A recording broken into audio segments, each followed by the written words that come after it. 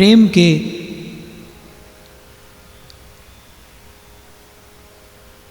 वास्तविक शुद्धतम, पवित्रतम और सर्वोज्वल स्वरूप का विचार श्री ध्रुवदास जी सिद्धांत विचार लीला में करते हैं। सबसे पहले तो काम और प्रेम में क्या भेद है ये स्पष्ट करते हैं, और फिर प्रेम में भी एक स्थूल प्रेम है, एक सूक्ष्म प्रेम है।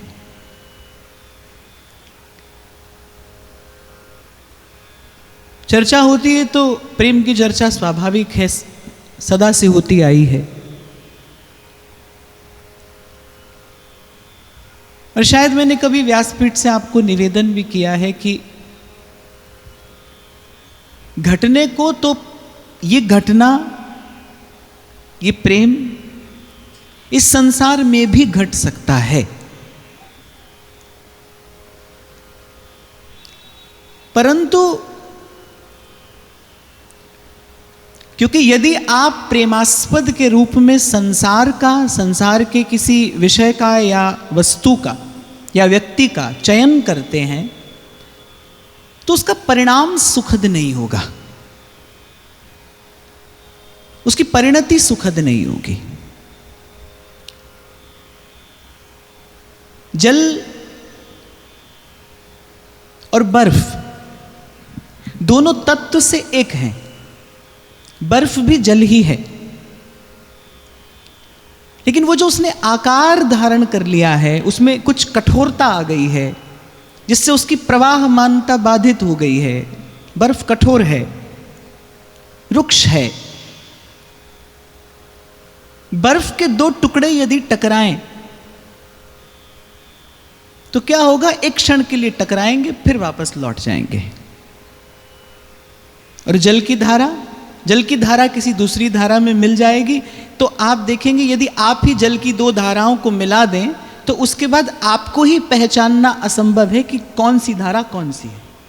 जल इस प्रकार जल में मिलता है, और वही जल जब बर्फ हो जाता है, जब कठोर हो जाता है, जब एक आकार धारण कर लेता है, तो आप देखिए उसका मिलन संभव नहीं है, उसका मिलन संभव नहीं है। वो जब एक दूसरे के निकट आएंगे उसे हम टकराव कहेंगे, वो टकराव है, मिलन नहीं है। मिलन जल की धारा का जल की धारा से है, लेकिन बर्फ जब टकराएगी बर्फ से तो वो टकराव है, मिलन नहीं है। और जैसा मैंने कहा दोनों ही तत्व से तो जल है, तत्व से एक है। तो संसार में जब प्रेम घटता है ना तो वो बर्फ से बर्फ टकराने जैसा है तो प्रेम, तत्व से प्रेम है, लेकिन उसकी परिणति टकराव है। इसलिए संसार का प्रत्येक विषय, संसार की प्रत्येक वस्तु, संसार का प्रत्येक व्यक्ति, जब आप प्रेम पात्र के रूप में उसे चुनते हैं तो अंतिम परिणति कम से कम सुख नहीं होती, विश्राम नहीं होता। प्रेम तो है, तत्व से वो प्रेम है, पर अगर मैं सरल से शब्दों में कहूं तो पूर्व भी हम इसी विषय पर चर्चा करते आ ही रहे हैं। प्रेम के लिए जैसे प्रेमी का होना आवश्यक है, वैसे ही सुयोग्य प्रेम पात्र का होना भी आवश्यक है, प्रेमास्पद का होना भी आवश्यक है। संसार में प्रेमी भी हो सकता है, संसार में प्रेमी के हृदय में प्रेम भी हो सकता है, पर इस संसार में कोई प्रेमास्पद नहीं है, इस संसार में प्रेमास्पद नहीं है। इसलिए जब इस चर्चा का आरंभ हुआ था तो मैंने आपको बड़ी विनम्रता पूर्वक निवेदन किया था कि संतों गुरुजनों से भी एक विशिष्ट प्रकार का भाव होना चाहिए। उसमें बड़ा गरिष्ठ आदर हो, उसमें श्रद्धा हो, उसमें विश्वास भी हो, उसमें समर्पण का भाव भी हो। पर प्रेम की बात जब आए तो प्रेम के पात्र जीव के लिए केवल प्रभु हैं, केवल प्रभु हैं, केवल प्रभु हैं। और ये सर्वकाल में प्रतिस्थापित सत्य है, इसमें कभी कोई परिवर्तन नहीं हुआ, न हो नहीं सकता। मुझे स्मरण है मैंने जब श्री द्रौपदी जी का चरित्र कहा था तो किसी ने मुझसे पूछा कि आप इस सारे चरित्र का सार क्या बताते हैं, ये आपने इतना सुंदर चरित्र 3 दिन वर्णन किया, इस चरित्र के सार स्वरूप आप क्या निवेदन करेंगे। तो मैं तो जब द्रौपदी जी के चरित्र का चिंतन करता हूं तो जब उस चरित्र का मैं भाव के नेत्रों से दर्शन करता हूं तो मुझे मिलता है कि द्रौपदी का प्रथम प्रेम श्री कृष्ण के चरणों में था। द्रौपदी ने वो प्रथम भेंट जो निवेदन की थी प्रणय की, वो श्री कृष्ण के ही चरणों का दर्शन करके उनके चरणों में निवेदन की थी। श्री कृष्ण के कहने पर द्रौपदी ने अर्जुन को स्वीकार किया और उसके बाद द्रौपदी के साथ जीवन में क्या घटा ये सब जानते हैं। अंतिम क्षण तक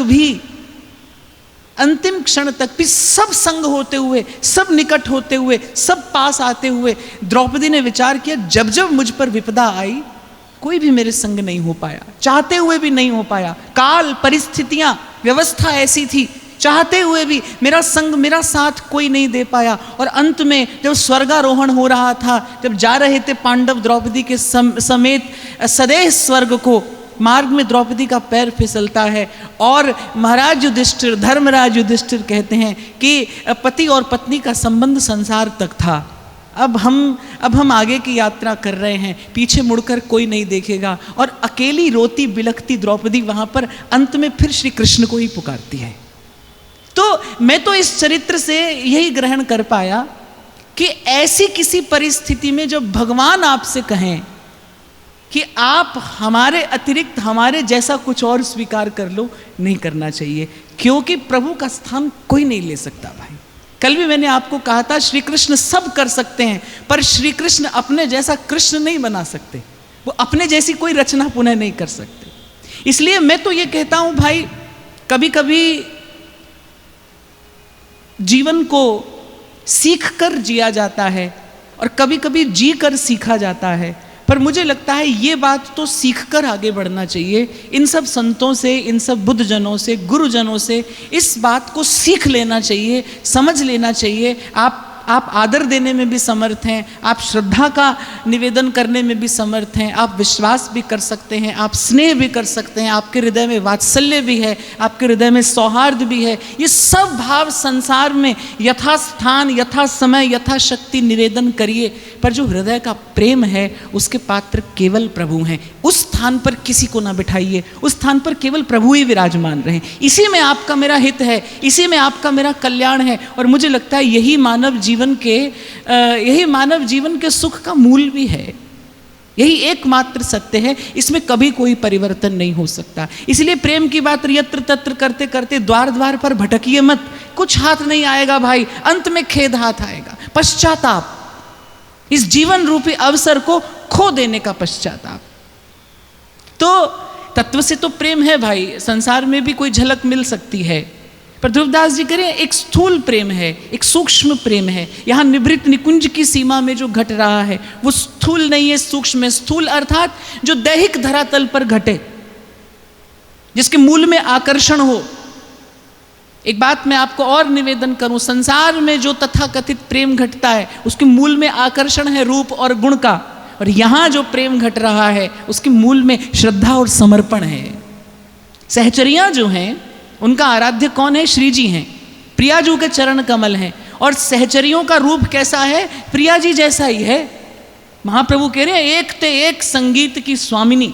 अरे कभी कभी तो लाल जी भी अचरज में पड़ जाते हैं सहचरी का रूप देखकर। तो सहचरी प्रिया जी के रूप पर तो आसक्त है नहीं, सहचरी प्रिया जी के स्वभाव पर आसक्त है, वो स्वभाव के प्रति समर्पित है, वो उसी पर अपने आप को न्यौछावर किए है। तो यहाँ का जो प्रेम है वो दिव्य है, सूक्ष्म है। उसी सूक्ष्म प्रेम की बात ध्रुवदास जी आगे बताते हैं। जो को कहे कि स्थूल कहा सूक्ष्म कहा, तो सूक्ष्म प्रेम यासो कहिए, जो एक सेज पर रूप देखत चंद चकोर, जो नैनांचल ओट भय महा कठिन दशा हुई, अरु देहहूँ अपनी न्यारी नहीं सह सकत, यह भी विरह मानत है। तहाँ की बात गुसाई जी गाई, तहाँ श्रीजू की बानी, श्रुति पर कंज दृगंजन कुछ बिच मृगमद है न समात, जय श्री हित हरिवंश नाभि सर जलचर जांचत सांवल गात।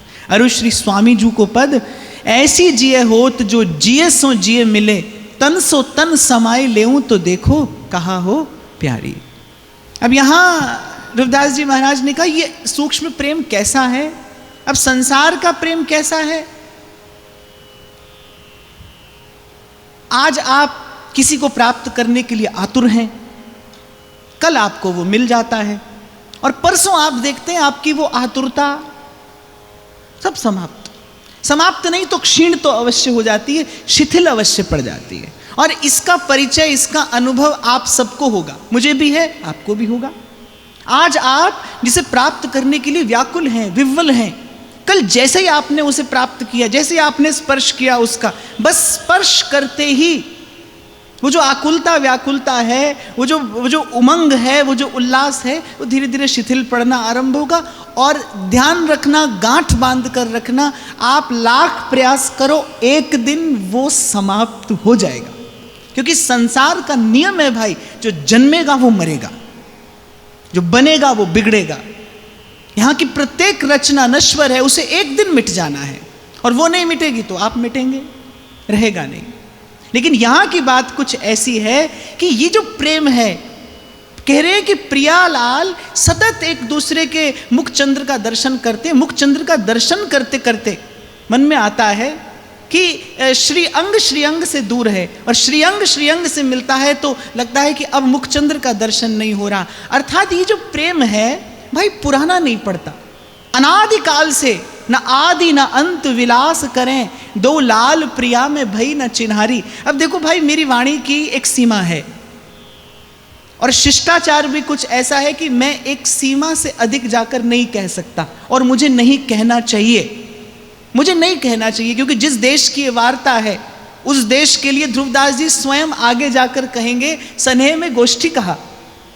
माने ये कोई चर्चा का विषय है नहीं, ये तो वृंदावन धाम की कृपा है, और केवल वृंदावन धाम की ही कृपा है। तो इस रज का प्रताप है, और ये धाम की प्रत्यक्ष कृपा है कि आप और मैं इस प्रसंग पर कुछ बात कर रहे हैं, अन्यथा ये बात करने का विषय है नहीं। अनुभव गम्यम, इसे तो आचार्यों के द्वारा प्रदत्त उपासना मार्ग पर चलकर अनुभव ही किया जाना चाहिए। इसी में इसकी गरिमा है, इसी में इसकी गरिमा है। कुछ सिद्धांत की चर्चा हो सकती है, वो हम करने का प्रयास कर रहे हैं। केवल इतना ही समझना चाहिए कि संसार का प्रेम निश्चित रूप से पुराना होता है, जर्जर होता है, और अंतिम सत्य है, एक दिन समाप्त हो जाता है। और मैंने आपसे कोई नई बात नहीं कही, आप सबको इसका अनुभव है। कोई नहीं होता यहाँ ऐसा, कोई हो ही नहीं सकता जिसे इस कटुता का अनुभव ना हो। सबने किया है कभी ना कभी। ये बात दूसरी है कि बुद्धि कभी कभी ऐसी जड़ हो जाती है, बुद्धि कभी कभी ऐसी जड़ हो जाती है, वो बार बार चोट खाती है, बार बार चोट खाती है, वो बार बार पीड़ित होती है, लेकिन उससे बोध ग्रहण नहीं करती। एक बात मैं बड़ी विनम्रता पूर्वक कहते हुए आगे बढ़ूंगा, हम सब साधक लोग हैं। देखो, भूल हो जाना ये कोई अचरज की बात नहीं है, ये बहुत स्वाभाविक है। गीता में भगवान कहते हैं गुण गुण में बरतता है। आपके और मेरे भीतर भी त्रिगुण है, बाहर भी त्रिगुण है, गुण गुण में बरतता है। कभी कभी जीव संस्कार के अधीन होता है, कभी जीव प्रारब्ध के अधीन होता है, और माया के अधीन तो है ही। तो कभी कभी भूल का हो जाना स्वाभाविक है, पर भूल से सीखना ना, भूल से फिर समझ ना लेना, ये अस्वाभाविक है, ये मनुष्य के लिए नहीं है। भूल होना ये मनुष्य के लिए स्वाभाविक है, लेकिन भूल से सीखना, भूल से सीखना ना, ये अस्वाभाविक है। भूल हो जाए चिंता नहीं, पर भूल से कुछ सीखिए, भूल से कुछ समझिए। पूर्व में मैंने आपको कहा था कि आपको किसी के जैसा नहीं होना है, हमारी किसी के साथ कोई दौड़ नहीं है, कोई होड़ नहीं है, आपको स्वयं से श्रेष्ठ होना है। आज आप जैसे हैं, कल आप इससे श्रेष्ठ हो जाए। आज जो भूल हुई, प्रयास हो कल वो ना हो, जीवन में पुनः वो ना दोहराई जाए, इसी को साधना कहते हैं भाई। पूर्व में मैंने आपको निवेदन किया था, अपने विकारों के मार्जन का प्रयास करना, अपने गुणों के विकास के लिए पुरुषार्थ करना, इसी का नाम तो साधना है। आपके भीतर कुछ गुण है, कुछ दोष है, सबसे पहले तो आत्म परिचय पाइए, अपने गुण और दोष देखिए। अपने गुण और दोष कौन देखेगा? जिसको दूसरे का गुण और दोष देखने से समय मिलेगा। आप दूसरे का दोष और दूसरे का ही गुण देखते रहेंगे तो स्वयं को नहीं देख पाएंगे। स्वयं को देखिए, आत्म परिचय प्राप्त करिए, पहले स्वयं के गुण दोष देख लीजिए, और जो गुण मिले प्रभु की सेवा के लिए उसको निवेदन करिए, यही गुण का विस्तार करना है। और जो दोष हो, ईमानदारी से भगवत भाव का, भगवत भजन का बल लेते हुए उसके मार्जन का प्रयास करिए। इसी का नाम साधना है, इसी का नाम उपासना है। तो इतनी बात समझ लेना हमारे लिए पर्याप्त है। बाकी तो श्री हरिवंश नाम रटिए, नाम की कृपा से आपके हृदय को इस प्रेम का किंचित अनुभव प्राप्त होगा, क्योंकि ये अनुभव प्रदान करने की सामर्थ्य केवल इसी नाम में है। इतना समझ लेना चाहिए कि भाई यहाँ का कण कण कुछ कुछ दिव्यता लिए हुए है, मन बुद्धि की सीमा से परे है, हृदय उसका अनुभव कर सकता है। आपको और मुझे अपने हृदय को इसी अनुभव के योग्य बनाना है, पात्र बनाना है। यह प्रेम अति तीव्र है, जहां पर श्रीजू के रसिक भक्तन की कृपा हुई तब उर में आवे। ऐसे अद्भुत प्रेम में और भांति को विरह न संभव है। जो फूलन की माला देख कुमलाए, ताको असिबर को दिखाए वो तो अनीत है। भ्रमहूं को बिरह कहत डर आवे। या प्रेम में न स्थूल प्रेम की समाई, न स्थूल बिरह की समाई, न मान की एक रस यह प्रेम ही बिरह रूप है। या रस की जिनके उपासना है, तिनके ही ठहराई। आरंभ में जब भक्ति के 5 भावों की हमने चर्चा की थी, तो हमने कहा था प्रत्येक रस में विरस होता है। उस रस में विरस का अर्थ क्या है कि कभी प्रभु संग होते हैं, कभी दूर होते हैं। अब जो दास्य भाव से प्रभु का भजन कर रहा है, भाई स्वामी की जब इच्छा होगी वो दास को अपने निकट रखेगा, स्वामी की इच्छा नहीं होगी तो नहीं रखेगा। और थोड़ा आगे बढ़े तो सख्य भाव है। अब सखाओं को भी देखो, मैया डांट देती है कभी कभी कि अब सब अपने अपने घर जाओ, अब कन्हैया सोएगो, अब कन्हैया खाएगो, अब कन्हैया आराम करेगो। तो सखाओं को भी प्रभु से दूर होना पड़ता है। फिर वात्सल्य है, वात्सल्य के लिए भी सेवक जी महाराज कहते हैं, जो भज देखे जसोदा को नंदन, विश्व दिखाए दियो तन में। वहाँ भी ठाकुर जी अपना ऐश्वर्य दिखा देते हैं। थोड़ी देर के लिए मैया का वो जो वात्सल्य रस है, उसकी धारा जो है वो बाधित हो जाती है। फिर उसके बाद जो प्रगाढ़ रस है, मधुर रस है, उसमें भी आप देखो पहले ठाकुर जी बुलाते हैं, फिर इच्छा होती है तो अंतर्हित हो जाते हैं। पहले तो गोपांगनाओं को वो प्रेम का प्रसाद दिया और फिर रोते बिलखते छोड़कर चले गए। तो यहाँ भी आप देखो कहीं ना कहीं प्रभु से दूर होना हो ही गया। तो रसिकों ने रस की उस स्थिति का दर्शन निकुंज में किया जहाँ पर विरह है ही नहीं। आप हम गाते हैं ना, वहां से विरह भीत जिन्होंने निकाली, जिन्होंने प्रणय को संवारा सजाया। कहते प्रियालाल का हृदय इतना कोमल है कि ध्रुवदास जी कह रहे हैं कि भ्रमहूं को विरह कहत डर आवे। माने वहां पर कोई विरह शब्द का भी उच्चारण कर दे तो बड़ी भयंकर पीड़ादायक स्थिति उत्पन्न हो जाती है। इसीलिए कहते हैं जो फूलन की माला देख कुमलाए जाए, माने जो फूल की माला से डर जाए, ताको असीबर को दिखाए वो तो भारी अनीति है। उसको तलवार दिखाना ही बड़ी अनीति है। बोले जहां इस सांद्र प्रेम की अवस्था में, जहां अनादिकाल से प्रियालाल एक दूसरे के मुख चंद्र का दर्शन करते हैं, एक दूसरे पर अपने प्राण न्यौछावर करते हैं। जोई जोई प्यारो करे सोई मोहे भावे, भावे मोहे जोई सोई सोई करे प्यारे। बोले ऐसे प्रेम में विरह तो संभव ही नहीं है। यहाँ तो एक छत्र एक रस अखंड उसी प्रेम का राज है। इसीलिए ये निकुंज रस श्रेष्ठ है, सर्वोपरि है, क्योंकि यहाँ पर रस में बाधा नहीं है, यहाँ पर रस में विरस नहीं है। एक बार मिलेगा फिर कभी घटेगा नहीं, फिर बढ़ेगा और सतत प्रवृद्धमान है। यही इस रस की विशेषता है। यहाँ तो ना तो कभी प्रिया और लाल में विरह है। अच्छा, संसार में जो मिलेगा उसका बिछड़ना तय है। संसार में उत्कृष्ट कोटि का प्रेम भी हो जाए तो भी वहां पर विरह निश्चित है, होता ही है। और कुछ लोग तो कहते हैं कि विरह से प्रेम पुष्ट होता है। आगे ध्रुवदास जी यही कह रहे हैं, जो को कहे कि मान विरह तो महापुरुषन हूँ गायो है, सो सदाचार के लिए गायो है, औरन के समझावे को कयो है। पहले स्थूल प्रेम समझे तब आगे चले। जैसे श्री भागवत की बानी, पहले नवदा भक्ति करे तब प्रेम लक्षणा आवे। और महापुरुषन अनेक भांति के रस कहे हैं, ए पे इतनो समझनो है कि उनको हियो कहाँ ठहरानो है, सोई गहनो। अब जैसा कुछ लोगों का ऐसा मानना है कि भाई विरह से प्रेम और पुष्ट होता है, तो वो प्रश्न करते हैं कि अगर आपके निकुंज में विरह है ही नहीं तो प्रेम पुष्ट कैसे होगा, प्रेम का पोषण कैसे होगा। तो संत कहते हैं विरह है, कैसा विरह है? जब दर्शन करते हैं तो श्रीअंगों का विरह है, जब श्रीअंग मिले हैं तो दर्शन का विरह है। बोले बस इतना ही विरह यहाँ पर पर्याप्त है। संसार का प्रेम स्थूल है, इसीलिए वहाँ स्थूल विरह है, न्यारा न्यारा हो जाना पड़ता है। यहाँ प्रेम सूक्ष्म है, इसलिए यहाँ का विरह भी बड़ा सूक्ष्म है। और फिर अंतिम बात वही कि प्रेमी ही प्रेम का अनुभव करता है, प्रेमी ही जानता है प्रेम की गति क्या है, प्रेमी ही जानता है प्रेम का गुण धर्म क्या है। आप और मैं तो चर्चा कर रहे हैं और मैं कह रहा हूं कि भाई वाणी की अपनी एक सामर्थ्य है। और फिर दूसरा शिष्टाचार भी कुछ ऐसा है कि मैं एक सीमा, एक मर्यादा तक ही ये बात बोल सकता हूं, मैं उसका अतिक्रमण नहीं कर सकता। तो कहते हैं कि स्थूल प्रेम समझे तब आगे चले। ये तो मैं भी मानता हूं भाई कि संसार के जितने संबंध हैं, यदि आप उनको एक पाठ समझकर पढ़े ना, तो इस जीवन के जैसा सुंदर कोई और विद्यालय नहीं है, कोई और पाठशाला नहीं है। लोग प्रश्न करते हैं, दुनिया बनाने वाले क्या तेरे मन में समाई, काहे को दुनिया बनाई। कुछ लोग तो संशय भी करते हैं कि क्या जीव को दुख देने के लिए भगवान ने संसार बनाया है। स्वयं कहा है दुखालयम अशाश्वतम, संत कह रहे नानक दुखिया सब संसार। तो क्या जीव को दुख देने के लिए संसार बनाया है? नहीं, पर वस्तुतः ऐसा नहीं है। मैं समझता हूँ यहाँ जो भी कुछ है, आपके हिस्से जो भी आया है, वो आपको श्रेष्ठ बनाने के लिए आया है, वो आपको सुंदर बनाने के लिए आया है। एक एक संबंध कुछ कुछ सीखने के लिए है। जब आप माता होते हैं तब आप अनुभव करते हैं उस वात्सल्य के रस का।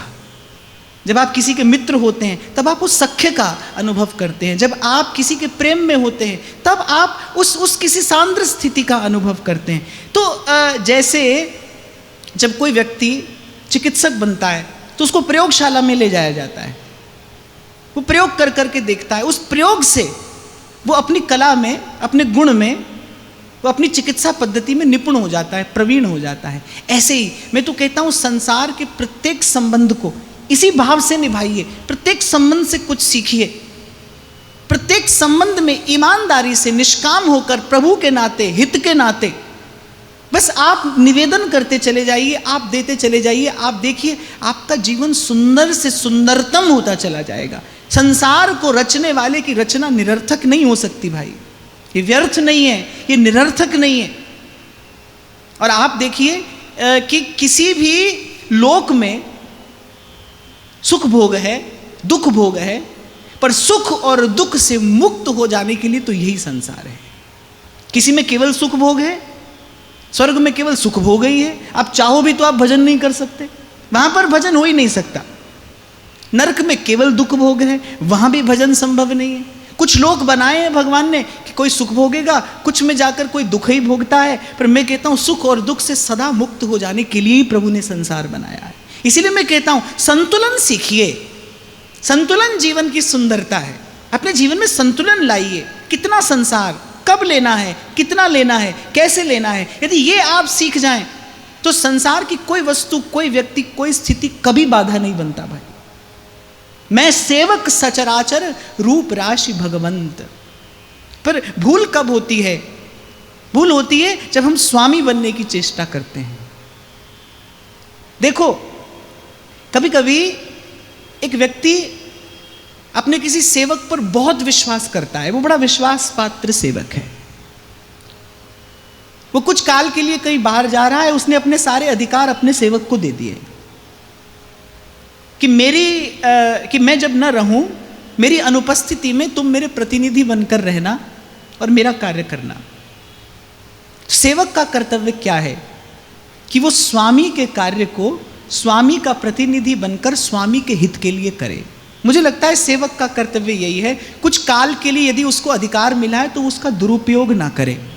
ऐसे ही मैं समझता हूँ प्रभु ने आपको कुछ काल के लिए अवसर दिया है, कुछ काल के लिए प्रभु ने आपको अधिकार दिया है। स्वामी का दिया हुआ अधिकार है भाई। मैं अगर इस स्थान पर बैठा हूं तो मैं अधिकारी नहीं हूं, मैं तो किसी परंपरा का प्रतिनिधित्व कर रहा हूं। मेरा आप पर कोई अधिकार नहीं है, मेरा इस परंपरा के प्रति कर्तव्य है। मैं जिस स्थान पर बैठा हूं, जिस स्थान पर संतों ने मुझे लाकर बैठाया है, आप पर मेरा अधिकार नहीं है, पर इस स्थान के प्रति मेरा कर्तव्य है। मेरा प्रयास ये है कि स्थान की गरिमा मेरी किसी चेष्टा से यदि बढ़ ना पाए तो कम से कम घटे भी नहीं। ये स्थान के प्रति मेरा कर्तव्य है। स्वामी के नाते, स्वामी के दिए हुए अधिकार का स्वामी के हित के लिए प्रयोग करना, यही सेवक का कर्तव्य है। और मुझे लगता है इससे कुछ और आपको प्राप्त हो ना हो, पर अंतर्मन का संतोष अवश्य मिलता है। और संत कहते हैं भाई, जब आवे संतोष धन, सबसे बड़ा धन संतोष का ही धन है। आपके जीवन में चमक आती है जब आपके भीतर संतोष का सुख झिलमिला रहा होता है। आपके चेहरे पर नहीं, आपके जीवन में चमक आती है। आपके आभा मंडल में एक चमक परिलक्षित होती है संतोष की। संत के पास क्या होता है? संतोष का ही धन होता है भाई। और संतोष कब आता है? जब आप अपने कर्तव्य का पालन करते हैं, बिना अधिकार की इच्छा किए। और जब कोई अधिकार की इच्छा नहीं करता तो इसका अर्थ ये नहीं है कि उसको अधिकार मिलता नहीं। किसी ने बड़ी अच्छी बात कही है, बोले अधिक मैं मांगता नहीं और कम वो देता नहीं। मेरी अधिक की याचना नहीं है और कम प्रभु देते नहीं। जब सेवक अधिकार की इच्छा नहीं करता ना, तो उसके मूल में क्या है? उसके मूल में उसका शील है कि उसको अपने स्वामी पर विश्वास है कि मेरा स्वामी मुझे योग्यता से अधिक देगा, पात्रता से अधिक देगा, समय से पहले देगा। मैं आज सुबह भी किसी से कह रहा था कि देखो चारों दिशाओं में वानर गए, पर महाराज जी मुद्रिका श्री रघुनाथ जी ने हनुमान जी को ही दी। वो मुद्रिका क्या है? वो मुद्रिका सेवा करने की सामर्थ्य है। आपको ये बात मैं अपने जीवन के छोटे से अनुभव से बता रहा हूं। गुरुजनों से सेवा मिले ना, तो कभी अपने मन में ये भाव मत लाना कि हम ये सेवा कैसे कर पाएंगे। विश्वास रखना, यदि आपको सेवा मिली है तो महामहिम आपको सेवा करने की योग्यता भी देगा। उसने चुना है आपको। अपने भीतर इस बात का दृढ़ विश्वास रखिए। प्रकृति आपको संकेत देगी, वो उसका संदेश आप तक पहुंचाएगी। मैं इस घटना का कई बार चिंतन करता हूं कि प्रभु ने मुद्रिका हनुमान जी को ही क्यों दी? चारों दिशाओं में वानर जा रहे थे और हनुमान जी से जब किसी ने रहस्य पूछा तो हनुमान जी ने कहा, बोले मैंने कुछ नहीं किया। प्रभु मुद्रिका मैली मुख माही, जलधि लाघ गए अचरज नाई। बोले मैंने तो प्रभु की मुद्रिका अपने मुख में रखी और ये कार्य हो गया। सामर्थ्य तो प्रभु ने ही प्रदान की। और हनुमान जी कहते हैं, बार बार कहते हैं, नाथ न कछु मोर प्रभुताई, सो सब तब प्रताप रघुराई। सो सब तब प्रताप रघुराई। तो भाई संसार के प्रेम से, भाव से, जो भी आपको यहाँ मिले, सीखते चले जाइए। अपना लक्ष्य स्पष्ट रखिए, उद्देश्य स्पष्ट रखिए और सीखने की युक्ति क्या है निवेदन करिए। फिर मैं दोहरा रहा हूं, स्वामी का दिया हुआ अधिकार, स्वामी का दिया हुआ अधिकार स्वामी के हित के लिए सदुपयोग करिए, आपका जीवन सुंदर हो जाएगा। और एक और बात, इसमें मेरी बड़ी आस्था है। मैं कहता हूं अधिकार छीन झपट कर न लीजिए, कर्तव्य का पालन करिए। प्रकृति इतनी उदार है, वो समय से पहले आपको अधिकार प्रसाद स्वरूप देगी। एक वस्तु आप बाजार से खरीद कर खाते हैं, उसमें जिह्वा का स्वाद है। वो ध्यान से सुनना, एक वस्तु आपने बाजार से खरीद कर खाई है, उसमें केवल जिह्वा का स्वाद है। एक वस्तु आपको मंदिर से प्रसाद मिली है, उसमें मन का सुख है कि नहीं? प्रसाद पाने से जो स्वाद के साथ साथ सुख मिलता है, वो बाजार से खरीदी हुई वस्तु पाने पर नहीं मिलता है। वो प्रसाद है, उसमें मन का सुख है, उसमें आत्मा सुखी होती है। एक अधिकार जो आप छीन झपट कर छल कपट से पाएंगे, उसमें हो सकता है थोड़ी देर के लिए विषय का सुख आपको मिल जाए, लेकिन आत्मा का सुख आपको तभी मिलेगा जब प्रकृति आपको अधिकार प्रसाद स्वरूप देगी। संसार के संबंधों से सीख लीजिए भाई, निवेदन करिए। मैं बार बार कहता हूं, निवेदन करिए। संबंध को संबंध ना समझिए, अवसर समझिए। अवसर, आपके जीवन में कोई भी अवसर आए, अवसर का सदुपयोग करना, यही बुद्धिमानी है भाई, यही विवेकवान का कार्य है। अवसर हाथ में आया है, उसका सदुपयोग करिए। आप माता पिता बनते हैं तो आपको प्रकृति अवसर देती है। आप संतान के रूप में कोई सज्जन सत्पुरुष इस संसार को दे सकते हैं। यदि आप समझें तो अवसर है, और संबंध माने तो बंधन का परिणाम तो भाई दुख है, पीड़ा है, रोना धोना है, और यही संसार में देखने में आता है। जीवन क्या है, संसार क्या है, दृष्टिकोण है। आपका दृष्टिकोण क्या है? संबंध को संबंध ना मानिए, प्रभु का दिया हुआ अवसर है। उस अवसर का लाभ ले लीजिए। यही जीवन निर्माण की एकमात्र विधि है भाई। तो कहते हैं कि पर ये देखना चाहिए कि महापुरुषों का हृदय कहाँ ठहरा है, और वृंदावन के जो रसिक हैं उनका हृदय कहाँ ठहरा है। उनका हृदय तो यही ठहरा है भाई कि प्रियालाल परस्पर मिले रहें और हम प्रियालाल के इस परस्पर सुख का दर्शन करके सदा सुखी होते रहें। तहाँ श्री बिहारिन दास को पद तहाँ कछु न श्रम तम नगम विरह भ्रम मान लवलेश न प्रवेश न प्रसंगी, अर्थात जहाँ पर संसार के इस किसी भी भाव का प्रवेश नहीं है, सतत सदा सर्वदा सर्वत्र सहज एक रस प्रेम है, एक रस प्रेम है, एक रस प्रेम है। और फिर थक कर हार कर प्रेम देव के प्रति नत होते हुए मैं यही कहूँगा कि मैं जो कह रहा हूँ वो केवल एक संकेत मात्र है, वो भी अपर्याप्त है। ये सब सुनकर प्रयास यही करना कि इस दिव्य प्रेम की एक झलक हमको मिल जाए, और उसके लिए नाम का आश्रय लेना, प्रभु के रूप का दर्शन करना, वृंदावन धाम की कृपा मनाना और संत भक्तों के संग मिलकर सूरदास गिरधर जस गाए गाए जीजिए, सूरदास गिरधर जस गाए गाए जीजिए। और सब प्रेम नेम या नित्य महाप्रेम रस के आगे साधन है, यह निर्धार जानिबो। जितने भी भाव हैं सब साधन है, और ये जो निवृत्त निकुंजों में होने वाली प्रेम लीला है, ये सब साधनों की सिद्धि है, ये सब सार का सार है। पूर्व में ही कहा कि याते परे न और कोई भजन न और कोई सुख, नित्य अखंडित एक रस सहज निमित्त रहित महामाधुरी निकुंज के लिए अद्भुत रसिकानंद दो बिलसत हैं, यहाँ पर न और रस न और सुख न और प्रेम। तहाँ को जो रस सार है, तामे सखी ललिता विशाखा आदि आ सकते हैं, सार को सार प्रेम सुख है।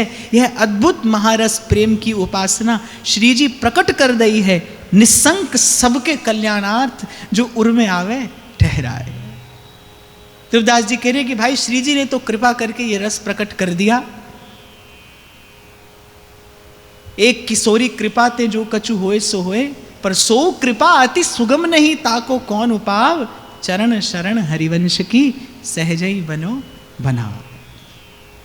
अपने मन से कहना तो पड़ेगा भाई, अपने मन को समझाना तो पड़ेगा। संत कहते हैं सुन मन मूढ़ सिखावन मेरो, अपने मन को सिखाना पड़ेगा। और मैं बार बार कहता रहूंगा आपसे, सदा ही कहता रहूंगा, ये आपका कार्य आपको ही करना है, ये आपको ही करना है भाई।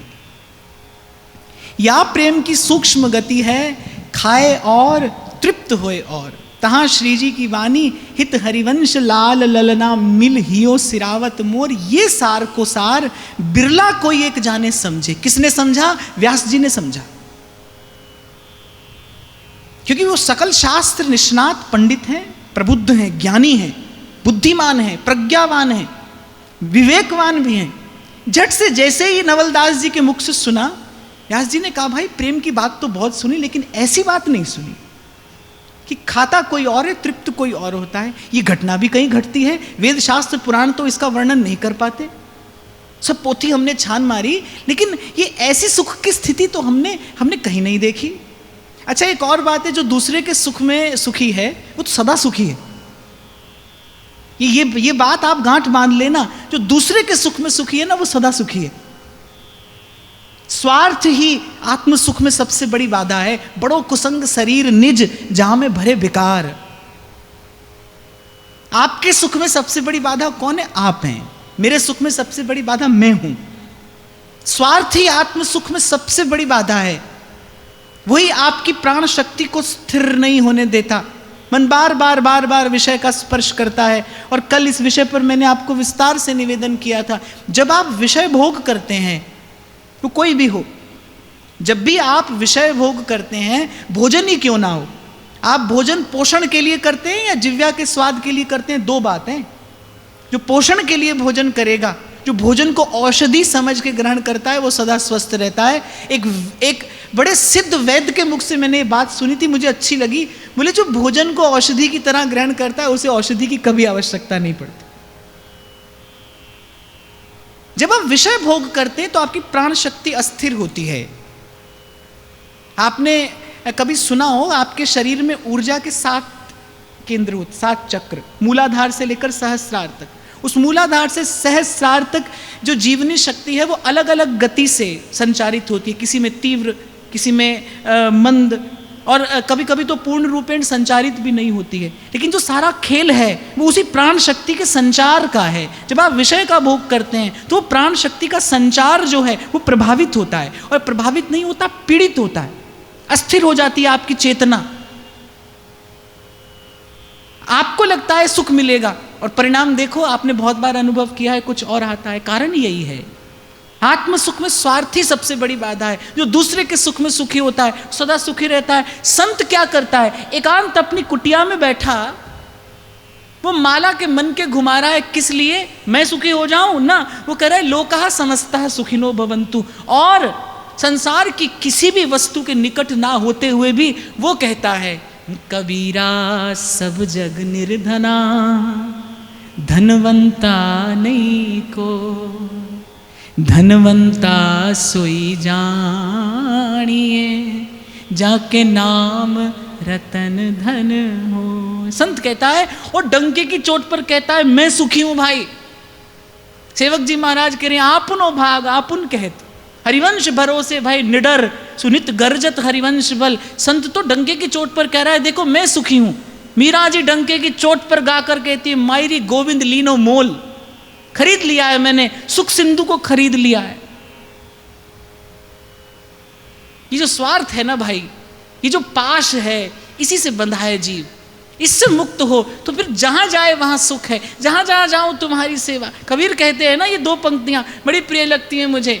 प्रेम नगर में रहनी हमारी, चारों दिशा जगीरी में, मन लागो मेरो यार फकीरी। और ये जो अंतिम बात कहते हैं ना कबीर, ऐसी बात है 100 सुनार की और 1 लुहार की। कहत कबीर सुनो भाई साधो, साहेब मिले सबूरी में, मन लागो मेरो यार फकीरी। एक युवा सन्यासी आत्महत्या करने जा रहा है।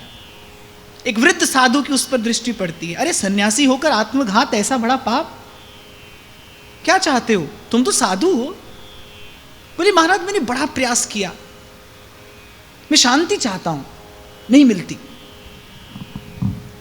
वृद्ध साधु हंसती है, बोले चाह और शांति ये दोनों तो एक साथ रह नहीं सकते। बोले मैं शांति ही चाहता हूं। बोले नहीं, जब तक चाहते हो तब तक शांति नहीं है, जब तक चाहते हो तब तक शांति नहीं है। यही बात कबीर कहते हैं, कबीरा मन निर्मल भया जो गंगा का नीर। अब पीछे पीछे हरि फिरें, कहें कबीर कबीर। चतुर्भुज नारायण पीछे पीछे घूम रहे हैं, कबीर जी के ऐसा नहीं कह रहे। कबीर जी कह रहे हैं अब मैं जहां जाऊं वहीं सुख है, क्योंकि मैं कुछ चाहता नहीं हूं। अब मैं कुछ चाहता नहीं हूं, और जब मैं जैसे ही चाह मिटती है देखता हूं कि अब कोई चिंता नहीं है, निश्चिंत हूं। मन मस्त मगन, मन मस्त मगन, मन मस्त मगन, अब क्यों बोले। पर कबीर हंस देते हैं, अरे हीरा पाया, गांठ गठी आया, बार बार वाको क्यों खोले। गुरु की कृपा से नाम मिला है, अब उस नाम को रट। मन मस्त मगन, मन मस्त मगन, मन मस्त मगन, अब क्यों बोले। तो उपासना तो प्रकट हो गई। हितजू ने उपासना प्रकट कर दी, सेवक जू ने हितजू का नाम आपको मुझे प्रसाद स्वरूप प्रदान कर दिया। अब तो प्रथम नाम हरिवंश हित, रट रसना दिन रे, प्रीति रीति तब पाइए अरु वृंदावन। महाराज जी कभी कभी तो मुझे लगता है कुछ समय बाद ये सब प्रवचन करने लगेंगे। तो यह प्रेम की सूक्ष्म गति है, खाए और तृप्त होए और तहां श्री जी की बानी, हित हरिवंश लाल ललना मिल हियो सिरावत मोर। ये सार को सार बिरला कोई एक जाने समझे। साधारण प्रेम साधारण विरह सबके मन में आवे। भगवत भजन की विधि महात्म और जहाँ ताई ऐश्वर्य लीला तिन में समाई है, तहाँ श्री जी जो रस प्रकट कियो ता रस उपासना में कछु ना मिले, अद्भुत उपासना सबंत न्यारी गति ताकी है। रविदास जी कह रहे हैं संसार का प्रेम भी समझ में आता है, अवतार का प्रेम भी समझ में आता है, पर जो निभृत निकुंज की सीमा में घटने वाली प्रेम लीला है, ये तो किसी प्रेमी की कृपा हो जाए, किसी रसिक भक्त की कृपा हो जाए, या प्रियाजू की सहचरियां कृपा कर दें, क्योंकि इस रस की अधिकारिणी वही हैं। यह रस सखियन बांट पर्यो भूले ध्रुव सबने, ये तो उन्हीं के हिस्से आया है, ये धन उन्हीं का अधिकार है, वो किसी पर कृपा करें और दे दें। फिर कहते हैं साधक के लिए यह महामाधुरी रस जाके उर न आवे तासो संग न करिए। अच्छा, व्यास जी की वाणी की चर्चा के समय भी, ध्रुवदास जी की वाणी जब से आरंभ हुई तब से भी संग पर बार बार बात होती है, अनेक बार बात होती है। ध्रुवदास जी भी बार बार कहते हैं संग के विषय में सावधान रहिए। अभी कुछ देर में पहले मैं आपसे कह रहा था ना कि भजन सत्संग नहीं करोगे तो संसार का संग करेगा मन। भजन सत्संग से भगवान मिले ना मिले, लेकिन संसार दूर रहता है, इसमें तो कोई संशय नहीं। आप यहाँ बैठे हो, मैं ये तो नहीं कह सकता यहाँ से उठोगे तो भगवान मिल जाएंगे, फिर मैं इतना अवश्य कह सकता हूँ कि जितनी देर यहाँ बैठे उतनी देर के लिए मन संसार से बचा रहा, और कुछ ना कुछ मन यहाँ से ऐसा भी चुन कर ले जाएगा जो आगे भी आपको संसार से बचाए रखेगा। सुरक्षा की व्यवस्था तो सत्संग ही है भाई। तो कह रहे तिन को संग करनो बड़ी अज्ञानता है। मैं आपसे पूछूं, आप में से कितने लोग नित्य कुसंग करते हैं?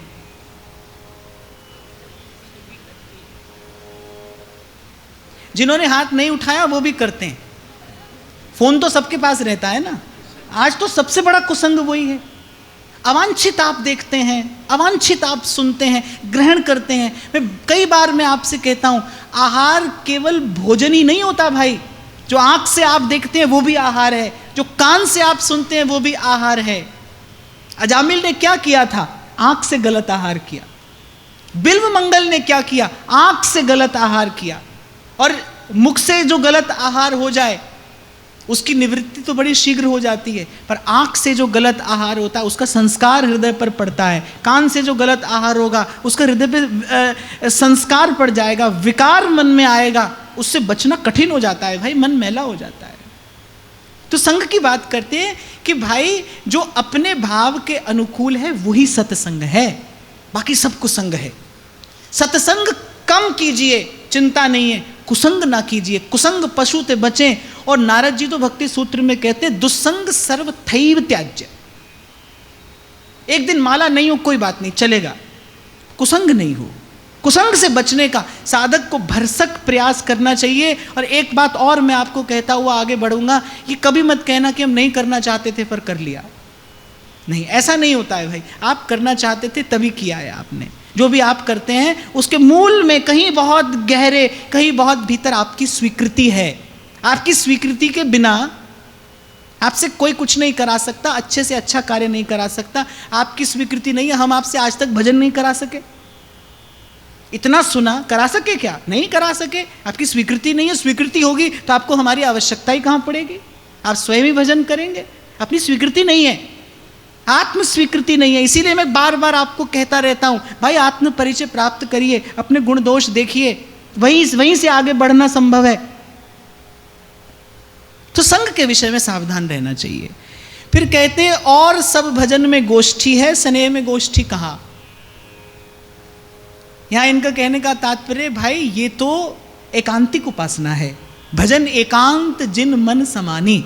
ये जो थोड़ी बहुत चर्चा हो रही है ना, बस इतना पर्याप्त है। इसके अलावा अब आपको किसी और संग की आवश्यकता नहीं है। आप हम सब यहाँ मिलकर बैठकर चर्चा कर रहे हैं। अब इसके बाद जाइए और भजन करिए। इसके बाद जाइए और अपना भजन करिए, अपना साधन करिए। यही रीति है और यही आपके मेरे दोनों के लिए स्वस्थ है। इसके बाद हमसे मिलने की चेष्टा तो बिल्कुल मत करिए। जो आपको सुनाया सुनिए और अब भजन करिए।